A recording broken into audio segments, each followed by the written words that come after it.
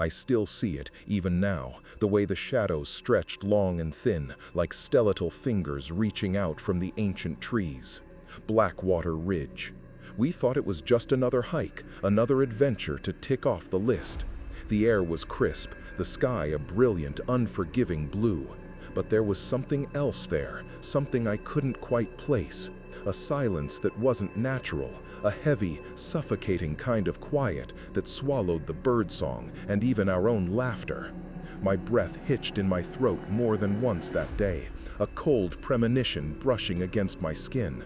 We were so excited, so utterly oblivious. And then the woods changed. It wasn't just the light fading, it was a shift, a presence. And that's when I understood why they never came back, why I was the only one. I still see it, even now, the way the shadows stretched long and thin, like skeletal fingers reaching out from the ancient trees. Blackwater Ridge. We thought it was just another hike, another adventure to tick off the list. The air was crisp, the sky a brilliant, unforgiving blue. But there was something else there, something I couldn't quite place. A silence that wasn't natural, a heavy, suffocating kind of quiet that swallowed the birdsong and even our own laughter. My breath hitched in my throat more than once that day, a cold premonition brushing against my skin. We were so excited, so utterly oblivious. And then the woods changed. It wasn't just the light fading, it was a shift, a presence. And that's when I understood why they never came back, why I was the only one. The shift wasn't just the fading light of dusk. It was like someone had pulled a veil over the sun, even though it should have still been high above the canopy. The vibrant greens of the moss and leaves seemed to dull, turning to a sickly, muted palette. The air, which had been crisp, suddenly felt thick, heavy, pressing down on my chest. I remember glancing at Mark, always the pragmatic one, his brow furrowed as he checked his GPS. Sarah, ever the optimist, had stopped humming and was now just staring up at the dense canopy, her smile gone. Liam, usually cracking jokes, was quiet, his eyes darting. That silence. It wasn't just the absence of birds. It was an active silence, a hungry void that seemed to suck away every natural sound. Our footsteps, which had crunched cheerfully on fallen leaves moments before, now sounded unnaturally loud, intrusive, almost sacrilegious against the profound quiet. I could hear the frantic beat of my own heart in my ears, a drum against the oppressive stillness. "Anyone else feel that?" I remember asking, my voice barely a whisper, swallowed almost immediately by the woods. Mark just grunted, shaking his head. "Just the light changing, getting closer to dusk. We should pick up the pace." But his tone lacked conviction. He kept glancing over his shoulder. Then came the smell. It was faint at first, a metallic tang, like old blood mixed with damp earth. Then something else, something acrid and sickly sweet, like decay and burning leaves, but wrong. It crawled into my nostrils, making my stomach churn. "What is that smell?" Sarah whispered, pulling her scarf up to cover her nose and mouth. Her eyes were wide, reflecting the muted, wrong light. Liam, usually the bravest, actually shivered. "Smells like something died here, recently." We tried to rationalize it, a dead animal, a forest fire far off, but deep down we knew this wasn't natural. The trees themselves seemed to change. The familiar bark patterns twisted into grotesque faces. The shadows between branches deepened into abyssal voids. Every rustle of leaves, every creak of timber became magnified, distorted, taking on a sinister quality. I started seeing things in my peripheral vision, fleeting shapes, darker than the shadows, melting away when I turned my head directly. Just fatigue, I told myself, just my imagination playing tricks. But then the trail vanished. Not just obscured by leaves, but it simply wasn't there. One moment, a clear path. The next, an unbroken wall of dense undergrowth and ancient trees, looking like they had stood undisturbed for centuries. Mark swore under his breath, checking his GPS again. The device, which had been reliable, now displayed a jumbled mess of static and an error message. His face, usually composed, showed a flicker of genuine fear. "The compass," Liam suggested, pulling out his old trusted compass. He held it out, and the needle spun wildly, erratically, refusing to settle on north. It was like the very magnetic poles of the earth had gone mad. A cold dread began to seep into my bones, a different kind of cold than the crisp mountain air. This was an internal chill, born of terror.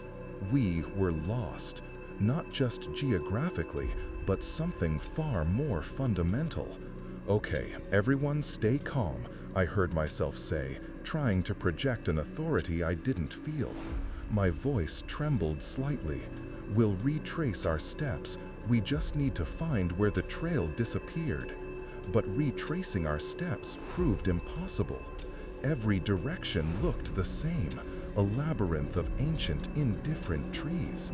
The path we had walked minutes before was gone, swallowed by the forest as if it had never existed. The silence returned, more profound, more menacing than before. It felt like the woods were holding their breath, waiting. Then came the sound, a low, guttural moan that seemed to vibrate through the very ground beneath our feet. It wasn't animalistic, not entirely. It had a quality of immense suffering, of ancient despair, but also of something predatory. It echoed not from a single direction, but from everywhere at once, surrounding us. Sarah screamed, a raw, piercing sound that was instantly choked off, swallowed by the oppressive silence that followed. We spun around, our flashlights cutting through the deepening gloom, but she was still there, huddled, hands clapped over her mouth, tears streaming down her face. "What was that?" Liam whispered, his face pale, his eyes wide with terror. Mark, usually the leader, seemed paralyzed, his jaw slack. He just stared into the gloom, his flashlight beam trembling. I felt a primal instinct screaming at me to run, to flee, but where? The forest was a suffocating cage. My heart hammered against my ribs, a frantic bird trapped in a hollow. My hands were clammy, my legs felt like lead. Then a rustle. Not a leaf, not a branch, but something heavy, deliberately moving through the undergrowth just beyond our sight. It was close, too close, and it wasn't walking like an animal. It was a rhythmic, dragging sound, like something immense being pulled across rough terrain, interspersed with a heavy, wet thud. Panic seized us. "Run," Mark finally croaked, his voice hoarse with terror. We didn't know where we were running or what we were running from. We just ran. Through the dense undergrowth, branches clawing at our faces, roots tripping our feet. The air grew colder, colder than anything I'd ever felt, an unnatural, bone-deep chill that seemed to emanate from the very ground. The dragging sound followed, relentless, growing louder. And with it, a new sound, a faint, rhythmic click, click, like something articulating, something unnatural. I stumbled, falling hard, scraping my knee. Mark and Liam pulled me up, their faces contorted with fear. Sarah was behind us, sobbing, her breath ragged. We burst into a small clearing, bathed in an eerie, phosphorescent glow that seemed to come from the very air itself. The trees here were different, ancient, gnarled, their branches twisting into impossible skeletal shapes. In the center of the clearing stood something. It was impossibly tall, dwarfing the trees around it. Not a tree itself, but a structure, or perhaps an organic growth that mimicked a structure. Its surface was dark, obsidian-like, reflecting the strange glow in fractured, unsettling patterns. It pulsed faintly, a low, rhythmic thrumming that resonated in my chest. And from its base, tendrils, thick as tree trunks, snaked out into the ground, disappearing into the earth. They were black, slick, and seemed to writhe with a life of their own. My mind screamed in protest. This shouldn't exist. This couldn't be real. It was a nightmare made manifest. And then I saw the figures, not on the structure, but near its base, partially obscured by the tendrils. They were human-shaped, but wrong. Their skin was pale, almost translucent, their limbs elongated and twisted at unnatural angles. They moved with a jerky, disjointed motion, like puppets on invisible strings. Their heads were tilted, facing the pulsing structure, their mouths agape in silent, horrifying screams. And then I saw the tethers. Tethers of the same black, slick material as the tendrils, connecting them to the monstrous growth. My blood ran cold. These were not statues. These were the previous hikers, the ones who never came back, or perhaps the ones who had been drawn here, consumed, and now stood as grotesque offerings. One of them turned its head, slowly, unnaturally. Its eyes, or what should have been eyes, were hollow, dark pits that seemed to drink in the strange light. It was looking at us, or rather, through us. And from its gaping mouth, a faint, rasping whisper emerged, carried on the chilling air. It wasn't words, not in any language I knew, but a sound that burrowed directly into my mind, a chorus of despair and agonizing hunger. Mark let out a choked cry, a sound of pure, unadulterated terror. Liam stood frozen, his eyes wide, fixed on the horrifying tableau. Sarah had collapsed, whimpering on the ground. The dragging sound intensified, and the rhythmic click, click, click grew louder, closer.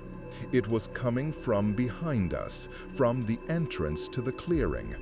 We were trapped between the unspeakable horror in the clearing and whatever was pursuing us from the woods.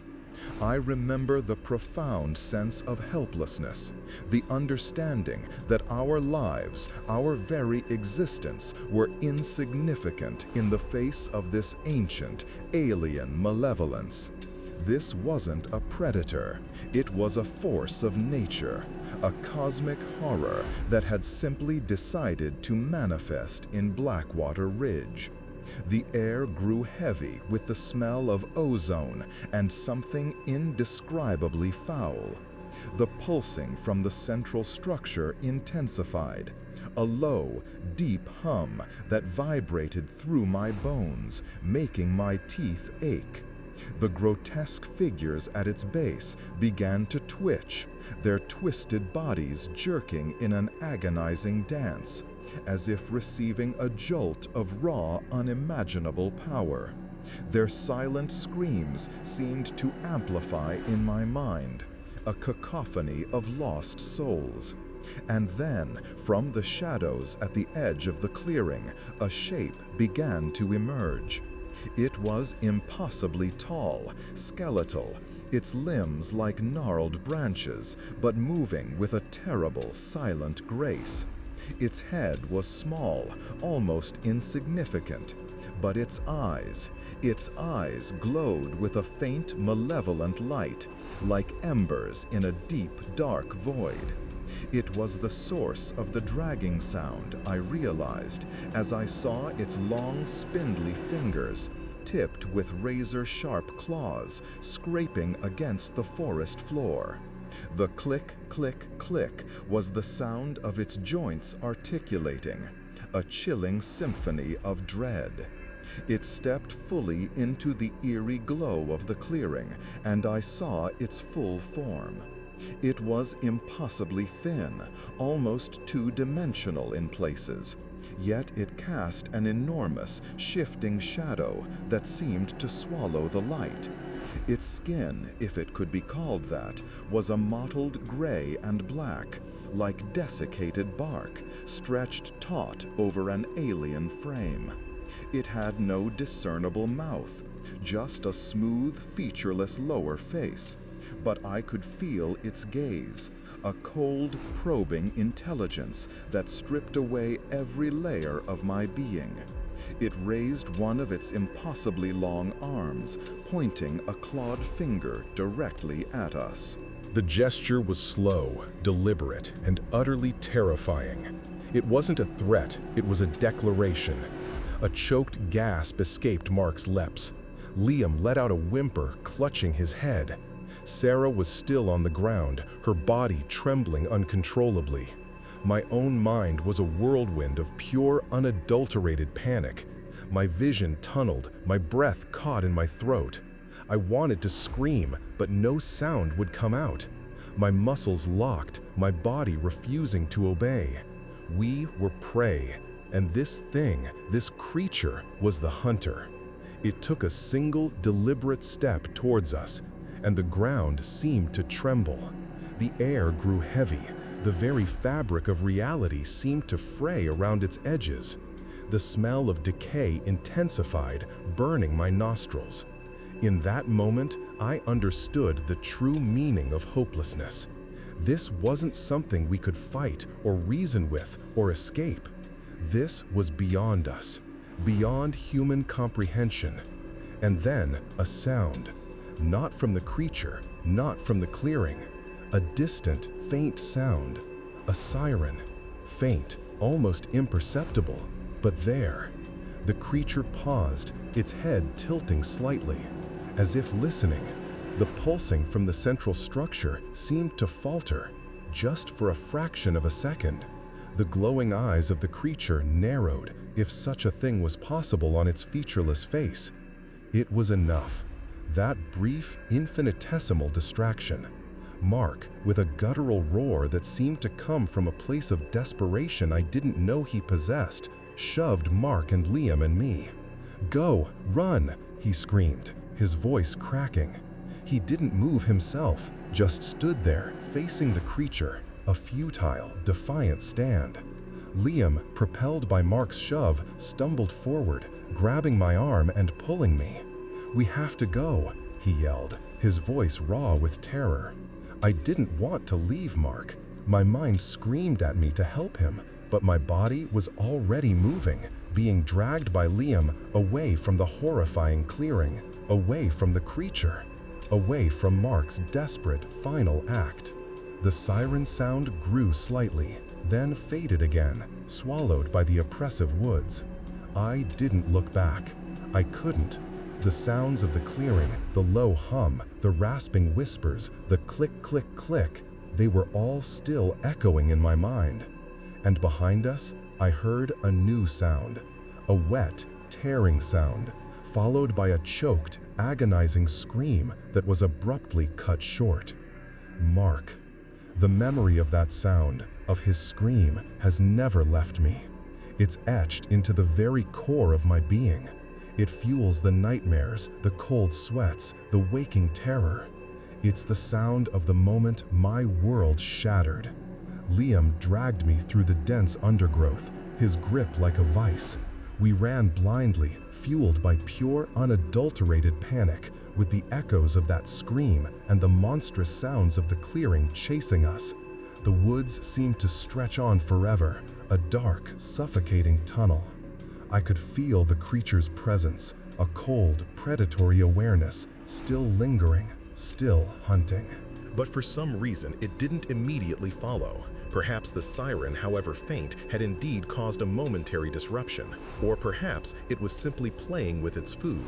We ran until my lungs burned, until my legs felt like they would give out, until the strange glow of the clearing was a distant, fading memory, until the chilling sounds were replaced by the frantic thumping of our own hearts.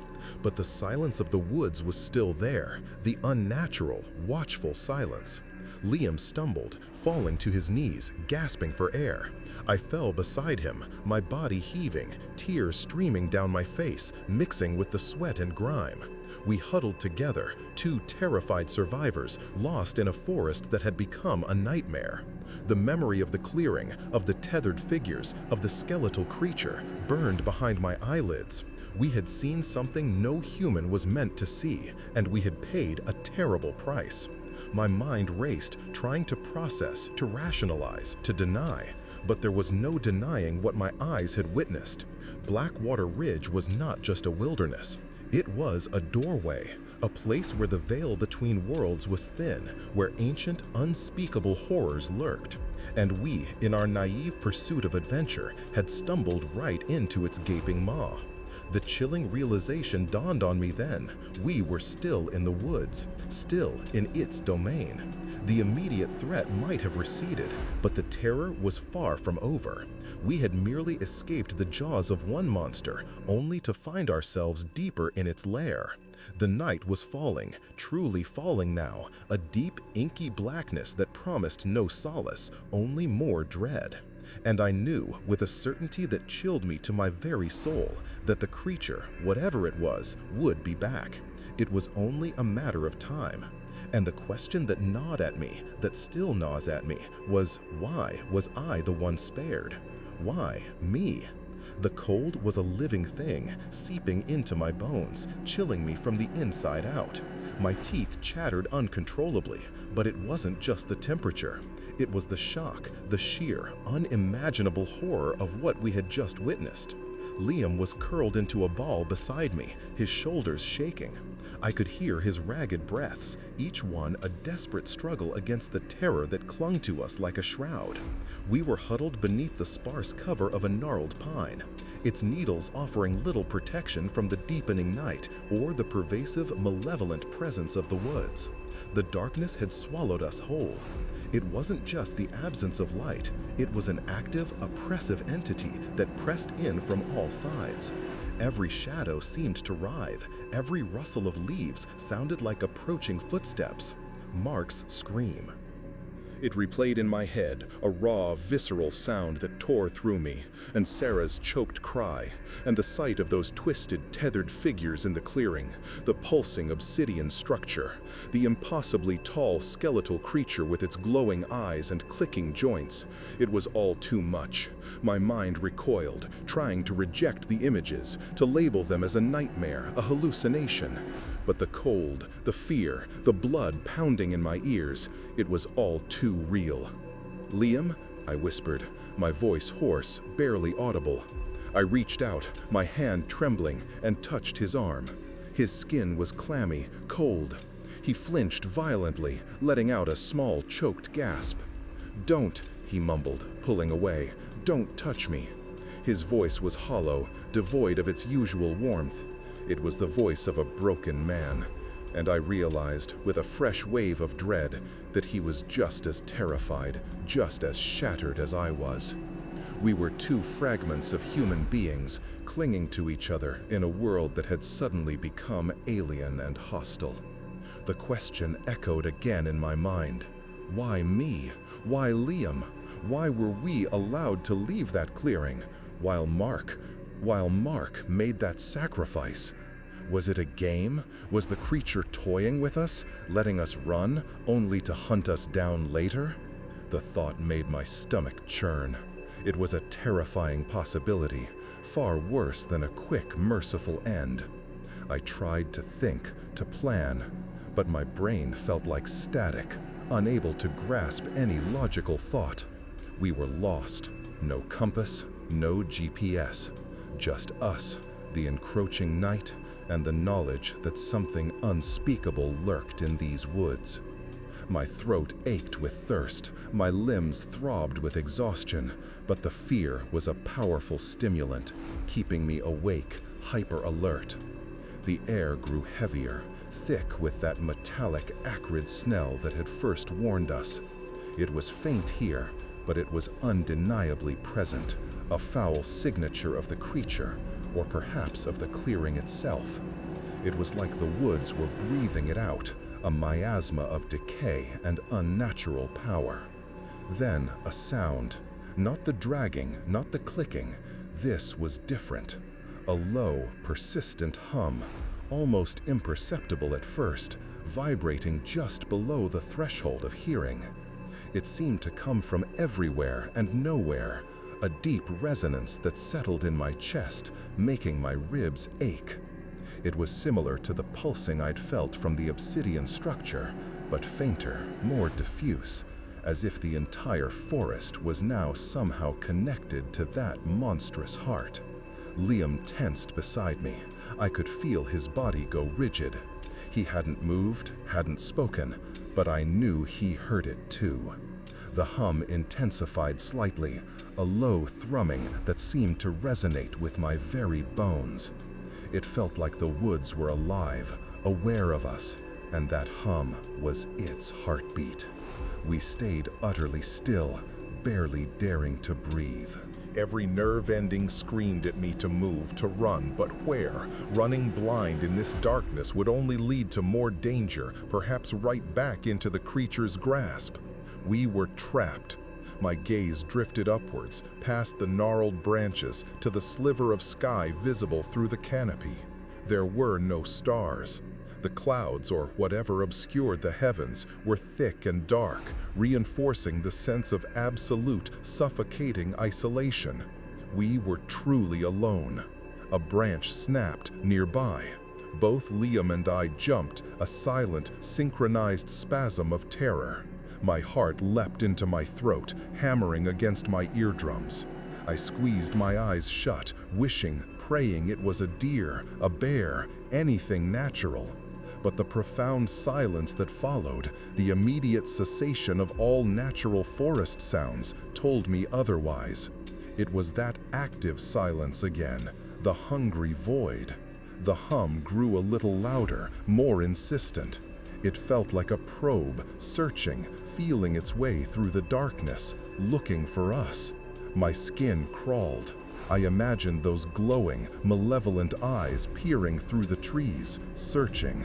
I imagined those impossibly long, clawed fingers reaching out. "We can't stay here," Liam finally whispered, his voice a ragged croak. He didn't look at me, his eyes fixed on the impenetrable darkness ahead. "Where do we go?" I whispered back, the question heavy with despair. "I don't know," he admitted, his voice cracking. "But we can't just wait." He was right. Waiting felt like surrendering, but moving felt like walking into a trap. We were caught in an impossible situation. The air grew colder, the hum more pervasive. It felt like the forest itself was slowly constricting around us, tightening its grip. I remembered the siren, that faint, distant sound. Was it real? A trick of the mind? A desperate hope? It had caused the creature to pause, to hesitate, but it hadn't saved Mark, and it wasn't here now. My body ached. Every muscle screamed for rest. My mind was a whirlwind of terrifying images and unanswered questions. Was this what happened to all the others? Were they led to that clearing, ensnared, and then what? Transformed? Consumed? The thought of those hollow-eyed figures, their silent screams, sent a fresh wave of nausea through me. Liam slowly, cautiously, began to rise. He moved like an old man, every joint protesting. I followed suit, my legs stiff, my balance precarious. The darkness was absolute now, broken only by the faint, shimmering glow of something I couldn't identify, far off in the trees, a ghostly luminescence that seemed to pulse in time with the hum. It was faint, barely there, but it was enough to draw the eye, a beacon of unnatural light in the oppressive blackness. "That way," Liam pointed, his finger trembling. His voice was barely a whisper. It's something, maybe a way out." I looked at the glow, then back into the darkness. It felt wrong, utterly wrong. It wasn't the welcoming light of a distant cabin or a road. It was the same eerie, phosphorescent glow that had bathed the clearing, a light that promised not safety, but deeper, more profound horror. It felt like a lure. But what choice did we have? Stay here and wait for the creature to find us in the dark, or move towards a light, however sinister, that at least offered a direction? The thought of staying still, letting the hum and the cold and the unseen entity close in, was unbearable. "Okay," I breathed, my voice thin and reedy. "Okay, but slowly, carefully." Every step was an act of immense will. The ground was uneven, covered in unseen roots and rocks. Branches clawed at our faces, unseen spiders spun webs across our paths. The hum grew louder with each hesitant step, becoming a deep, resonant thrum that vibrated in my teeth.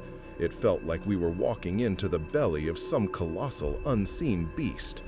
The faint glow ahead intensified, revealing glimpses of the trees around it. They were different here, even more gnarled and twisted than before, their branches forming skeletal arches that seemed to weep shadow. The air grew colder, and the metallic, acrid smell became overpowering, burning my nostrils. It was that smell of decay and something else, something utterly alien and foul. My breath hitched. I could feel it, the oppressive weight of the entity's presence growing stronger, closer. It wasn't just the hum anymore. It was a palpable sensation, a cold, predatory awareness that seemed to wrap around us, examining us, waiting. It was like being watched by something ancient and patient, something that knew our every move, our every fear. And then, through a gap in the gnarled trees, I saw it again. The glow. It wasn't just a distant light. It was coming from a pool of still black water, nestled deep within a hollow.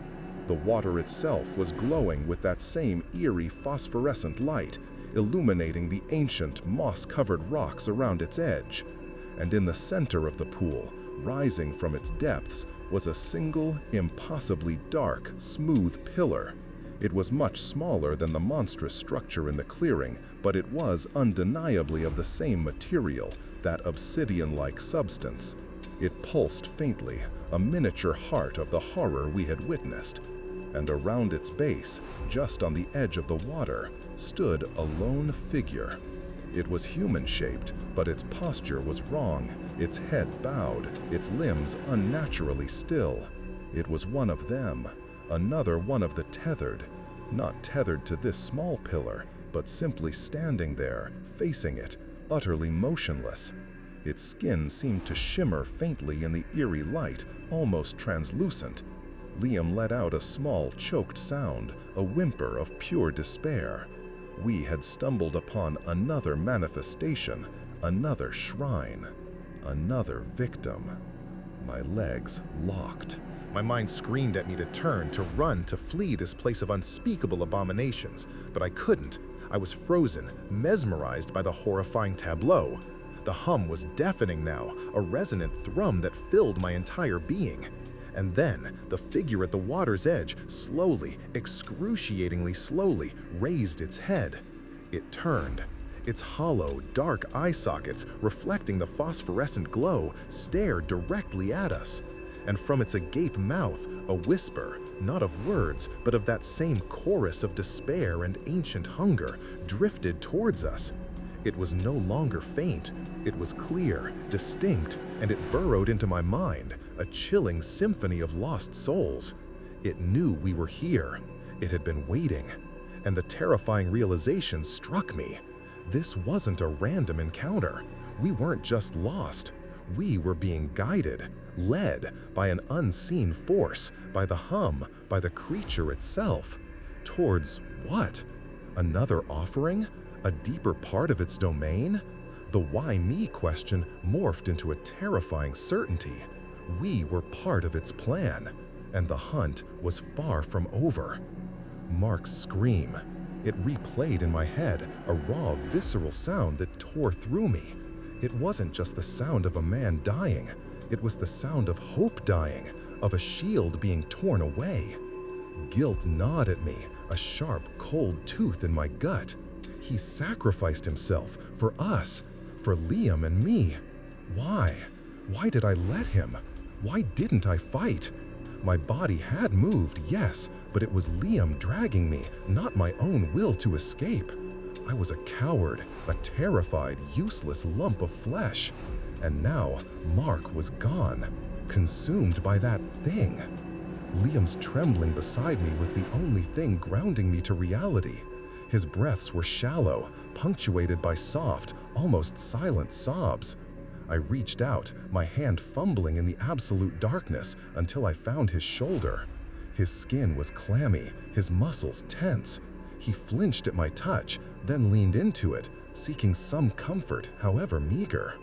We were two broken pieces, clinging to each other in a void. The cold was a physical weight, pressing down, seeping into every pore. It wasn't just the ambient temperature of the night. It was the cold of death, of ancient malevolence clinging to the air around us. My teeth chattered so violently I thought they might crack. My entire body shook, an uncontrollable tremor that started deep in my bones and rattled through me. Every nerve ending was screaming, overloaded with terror and despair. My eyes, useless in the inky blackness, strained for any hint of light, any shape, any sign of what lay beyond our tiny temporary refuge. But there was nothing, only the oppressive, suffocating dark. It was a darkness that wasn't just the absence of light. It was a presence, a watchful, patient entity that knew we were here, vulnerable, exposed. Every rustle of leaves, every creak of a branch was magnified, transformed into the sound of something approaching, something dragging itself through the undergrowth, something clicking its bony joints. My heart hammered against my ribs, a frantic, desperate rhythm that seemed impossibly loud in the profound silence of the woods. We couldn't stay here. My mind, despite its shattered state, began to churn with a desperate, primal instinct for survival. But where could we go? The trail was gone, the compass was useless, the GPS was dead. We were blind, deaf, and utterly lost in a labyrinth designed by something inhuman. Every direction felt wrong, felt like it would lead us deeper into the maw of this cursed place. The memory of the clearing, of the pulsing structure, and the tethered figures flashed before my eyes. A horrifying tableau burned into my retina. And that creature, the skeletal, towering horror with its glowing eyes. It was out there. It had to be. It hadn't followed us immediately, but I had no doubt it was hunting, stalking, waiting. We can't stay here, I managed to croak, my voice a dry whisper, barely audible even to myself. Liam only tightened his grip on my arm, shaking his head slightly. He couldn't speak, I realized. The terror had stolen his voice, just as it had stolen his composure. But staying meant waiting for it to find us, waiting for the dragging sound, the clicking joints, the cold, probing gaze. That was a fate worse than any blind, desperate flight.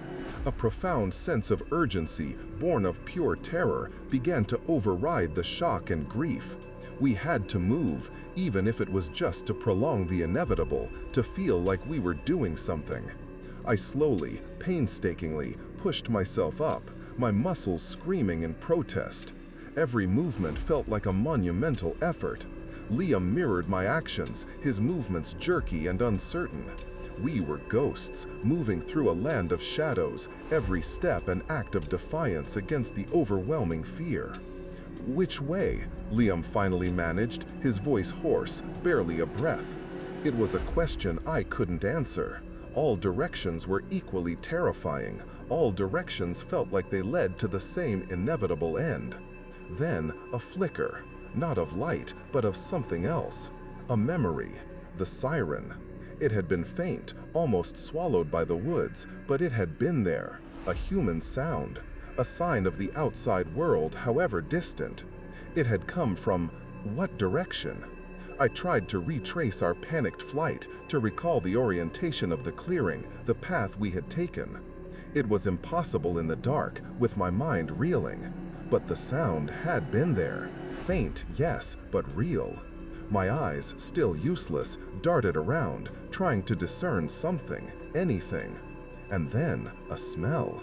Not the metallic tang of blood, or the sickly sweet decay from the clearing. This was different. Faint, but distinct. Pine needles, yes, but underneath it, something else. Wood smoke, very, very faint. Could it be a campfire? A cabin? Or just a phantom smell, a trick of my mind, desperate for hope? Smoke, I whispered, more to myself than to Liam. "Do you smell that, Liam? Smoke?" He sniffed, his head cocked to the side. A small, almost imperceptible nod. "Yeah, faint. To the left?" Left. Our left. If the clearing was behind us and we had run somewhat straight, then left would be deeper into the woods, perhaps. Or maybe towards the direction the siren had come from.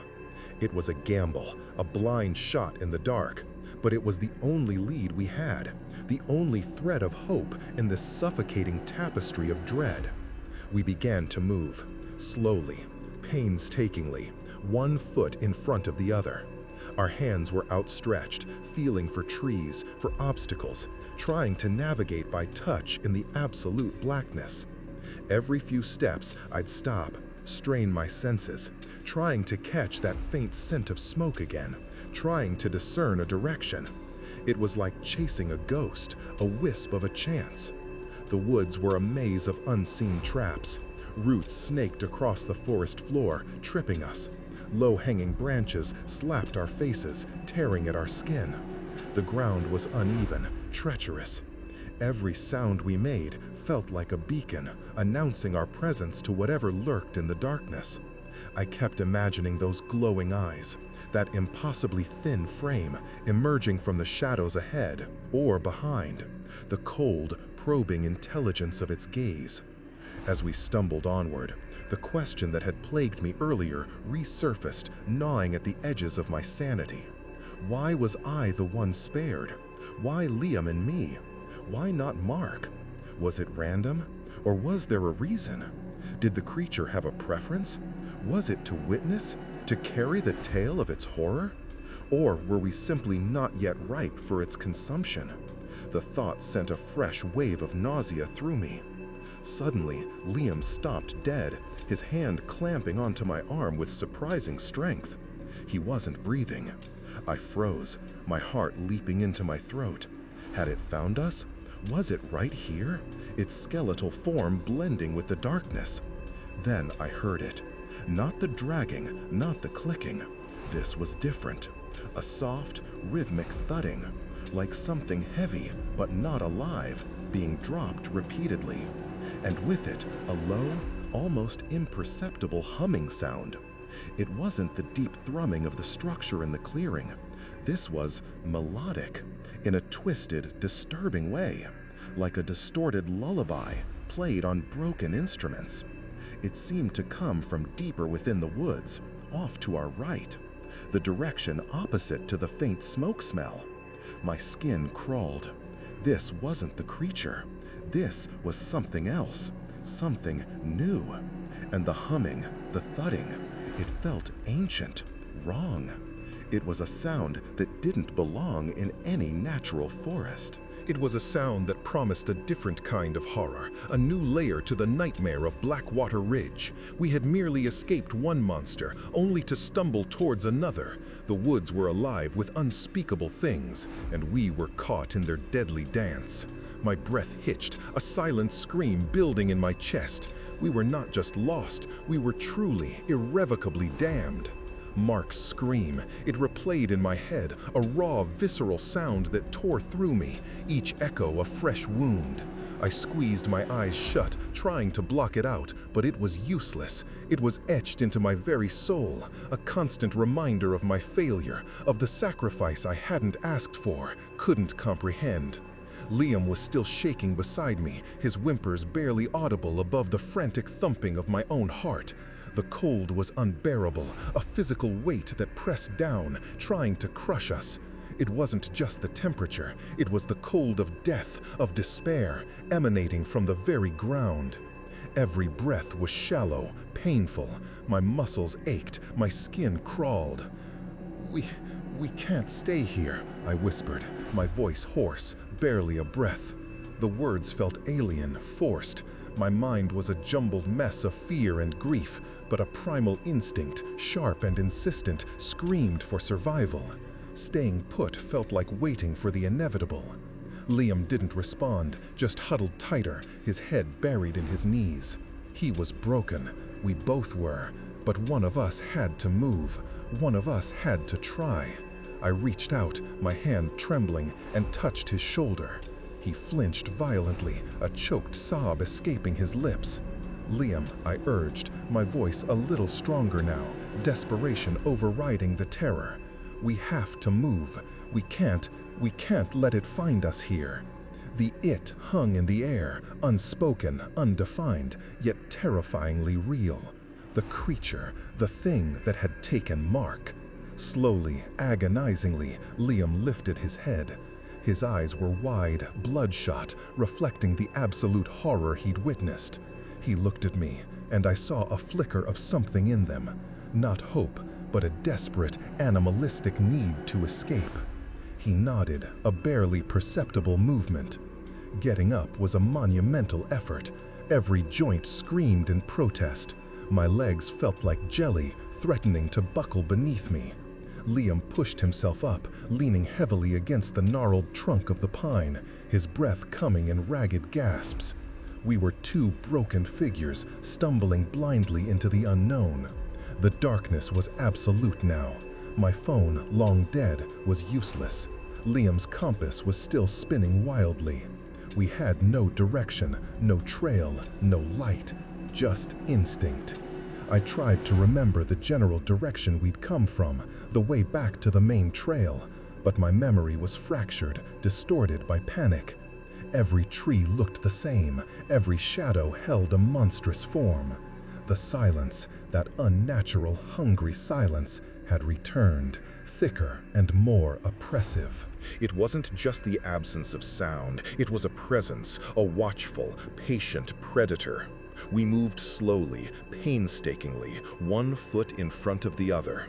Our hands were outstretched, feeling for obstacles, for purchase. Branches whipped at our faces, thorns tore at our clothes and skin. The metallic tang of blood was back, not just from the woods, but from our own injuries. My knee throbbed where I'd fallen, a constant, dull ache. Every few steps, I'd turn my head, straining my ears, convinced I heard the rhythmic click-click of the creature's joints or the dreaded dragging sound. But there was nothing, just the profound, suffocating quiet. My mind started playing tricks on me. The trees seemed to lean in, their ancient branches like grasping claws. The faint phosphorescent glow from the clearing, though miles behind us now, seemed to linger at the edge of my vision, a ghostly echo. I saw fleeting shapes in the periphery, darker than the night itself, melting away when I tried to focus. Just exhaustion, I told myself. Just fear. But a part of me knew better. The woods were alive, aware, and they were toying with us. Hours passed, or perhaps only minutes. Time had lost all meaning. Each step was a battle, each breath a struggle. We stumbled over roots, slipped on damp leaves. Liam coughed, a wet, hacking sound that seemed to shatter the oppressive silence for a terrifying moment. I froze, holding my breath, waiting for a response from the dark. Nothing. Just the vast, empty expanse of the forest. Are we going in circles?" Liam rasped, his voice barely audible. Despair laced his words. I didn't know. I didn't have an answer. We could be. We probably were. This place defied logic, defied direction. Then, a new sound. Faint, distant, but undeniably there. A low, mournful howl. It wasn't animalistic in the way a wolf or a coyote howls. It was deeper, more resonant, filled with an ancient, profound sorrow, but also a chilling, predatory hunger. It seemed to come from everywhere and nowhere at once, vibrating through the ground, through my very bones. Liam gasped, clutching my arm. His grip was like a vice, digging into my flesh. "What was that?" he whispered, his voice trembling uncontrollably. My blood ran cold. It wasn't the creature, not exactly, but it was of the woods, a voice of the malevolence that permeated this place. It was a sound designed to instill terror, to break the will. It was working. "We have to keep moving," I urged, pulling him forward, though my own legs felt heavier than lead. The howl seemed to energize the woods, making the shadows shift more violently, the unseen eyes feel more numerous. We pushed harder, driven by a renewed surge of panic. We were running from the sound, but also running into the unknown. Suddenly, the ground beneath my feet gave way. Not a root, not a hole, but a soft, yielding patch, like stepping into thick mud. I cried out as I lost my balance, my arm flailing wildly, trying to grab onto something, anything. I felt Liam's hand slip from mine. A sickening squelch, and then I was falling, tumbling down a short, steep embankment, landing hard against something sharp and unyielding. The air was knocked from my lungs. Pain flared in my side. "Liam," I gasped, trying to push myself up, my head reeling. I looked back up the embankment. The darkness was absolute there. "Liam, are you there?" No answer. Only the mournful howl, slightly closer now, echoing through the trees. I scrambled to my feet, ignoring the searing pain in my ribs. "Liam!" I screamed, my voice raw, desperate. I stumbled back up the embankment, clawing at the loose earth, my fingers scraping against unseen roots. I reached the top, my heart pounding like a drum against my ribs. I turned, frantically sweeping my gaze across the inky blackness where he had been. "Liam, where are you?" Silence. A profound, terrifying silence that swallowed my screams, that mocked my desperation.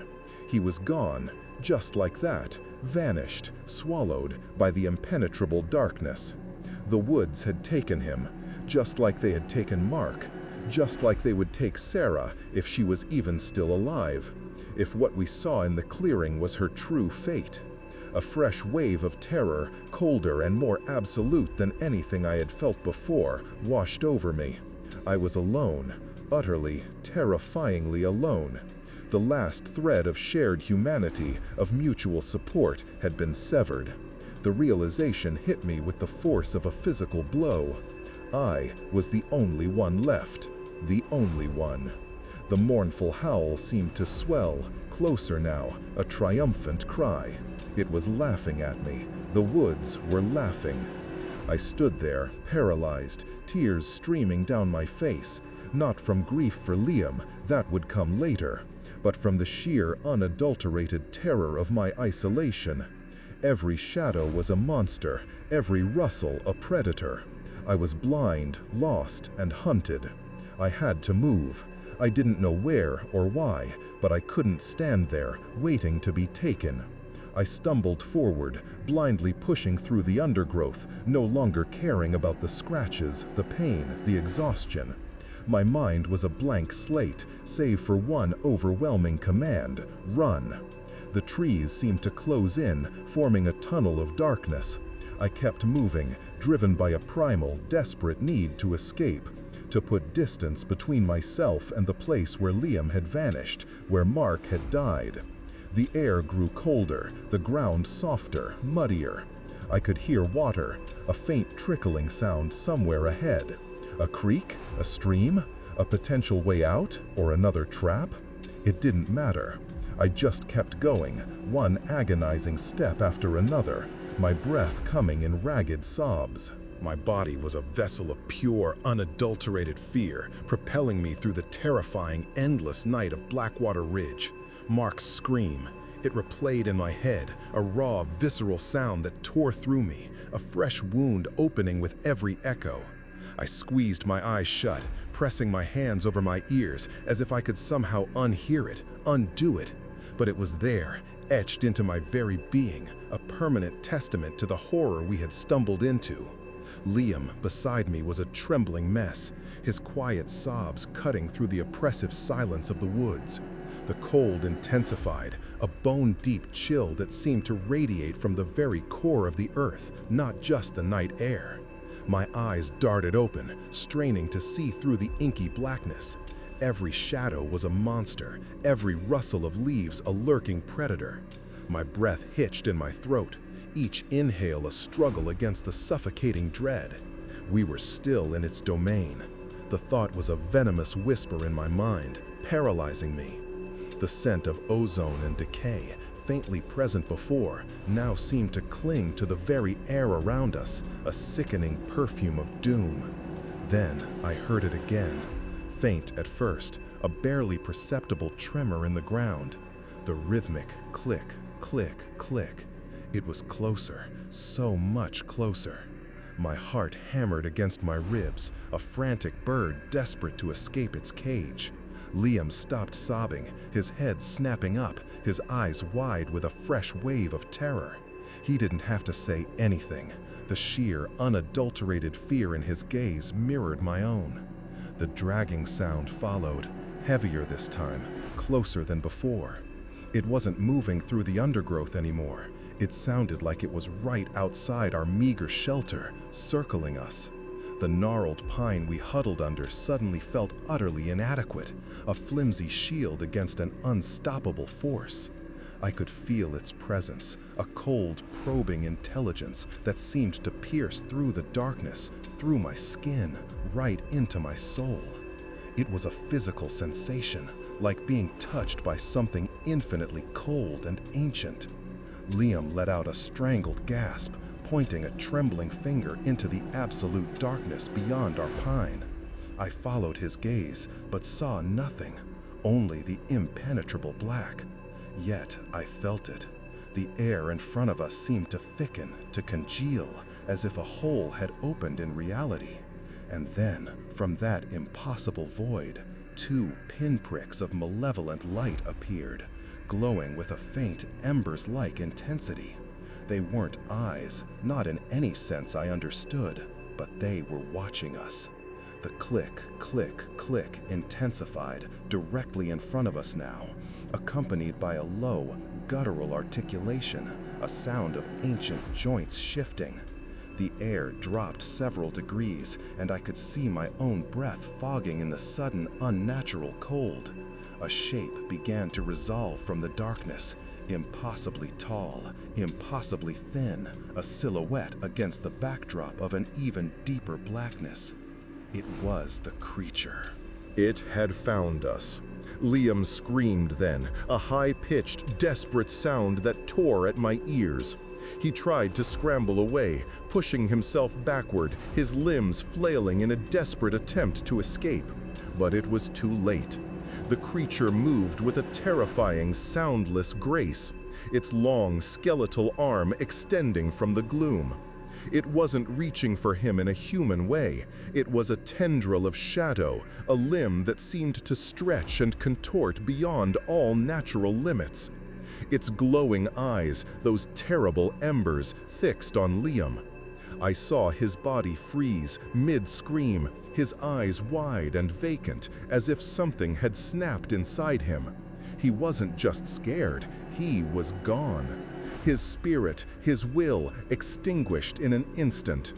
A thin, black tendril, like those from the monstrous structure in the clearing, snaked out from the creature's form, wrapping around Liam's torso. It wasn't a grab, it was an embrace, a horrific, proprietary hold. Liam's mouth opened, but no sound came out. His body began to convulse, a sickening, jerky dance as the tendril tightened. His skin seemed to ripple, to stretch, turning pale, almost translucent, just like the figures tethered to the structure. He was being absorbed, transformed, becoming one of them. His eyes, fixed on me, were no longer Liam's eyes. They were hollow, dark pits reflecting the creature's malevolent glow. I couldn't move. My muscles had locked. My breath was trapped in my throat. I could only watch, a silent, screaming witness to the unspeakable. The creature's featureless lower face was turned slightly, and I felt its gaze sweep over me, cold and analytical. It wasn't predatory, not exactly. It was more like an assessment, a calculation. It knew I was there. It saw me. The tendril pulsed, and Liam's form began to distort, shrinking, twisting, his human shape dissolving into something elongated and grotesque. The creature then retracted its arm, pulling Liam's now unrecognizable form into the deepest shadows, away from my sight, away from the world. There was no sound, no struggle, just the horrifying, silent disappearance. He was gone, vanished, and then silence. A profound, absolute silence that swallowed even the click, click, click, the dragging, the memory of Liam's final, silent scream. The glowing eyes remained fixed on me. I waited for my turn, for the tendril, for the cold embrace, for the vanishing. My mind screamed for release, for oblivion, but it didn't come. The glowing eyes held me for an eternity, studying me, measuring me. The oppressive cold remained, the smell of decay burned my nostrils. And then, slowly, imperceptibly, the glowing embers began to recede. The impossibly tall, thin silhouette seemed to melt back into the deeper darkness, dissolving into the very fabric of the night. It didn't turn away, it simply ceased to be present. The air lightened fractionally, the cold eased its suffocating grip. I was alone, utterly, terrifyingly alone. My body finally unlocked, and I collapsed, a broken mess of limbs and terror, my mind a shattered kaleidoscope of impossible images. Liam, Mark, Sarah, all gone. And me. Why me? Why was I spared? The question echoed in the vast, empty chamber of my mind, a haunting refrain that would follow me out of Blackwater Ridge and into every waking moment of my life thereafter. The woods remained silent, but it was a knowing silence now, a triumphant, watchful silence, and I knew, with a chilling certainty, that it had merely let me go, for now. I don't remember leaving the woods, not clearly. The next days, weeks even, are a blur of frantic stumbling, of scratching and clawing through endless darkness, fueled by a terror so profound it became my only companion. I remember the taste of dirt, the burn in my lungs, the constant, maddening whisper of why me in my head. I remember the sudden blinding light of a distant road, the screech of tires, the confused faces of the people who found me, babbling incoherently about monsters and glowing eyes and friends who vanished. They called it exposure, delirium, a tragic hiking accident. Mark, Liam, Sarah, lost to the elements, presumed dead. The official report said nothing of impossible structures, of skeletal creatures, of silent screams echoing in the mind. How could it? How could they ever understand? They didn't see the tendrils, didn't feel the ancient hunger, didn't hear the click, click, click that still haunts my waking hours. But I know what happened, and I know why I was the only one. It wasn't mercy. It wasn't an oversight. I was allowed to leave, allowed to carry the echoes of Blackwater Ridge with me, a living testament to its unspeakable power. Perhaps it wanted a messenger. Perhaps it simply found me interesting. Or perhaps the truth is far more chilling. It simply wasn't finished with me. Not yet. Even now, years later, the shadows stretch long and thin, even in my own home. The silence is never natural. I hear the faintest hum sometimes, just at the edge of hearing, a promise of its return. Blackwater Ridge is still out there, waiting. And I often wonder, have any of you, out there in the dark, ever stumbled upon a place that felt wrong? A place where the woods held their breath, where something ancient watched from the shadows. Have you ever had a brush with the inexplicable, only to be left with more questions than answers? Because some things once seen, can never be unseen, and some places, once entered, never truly let you go.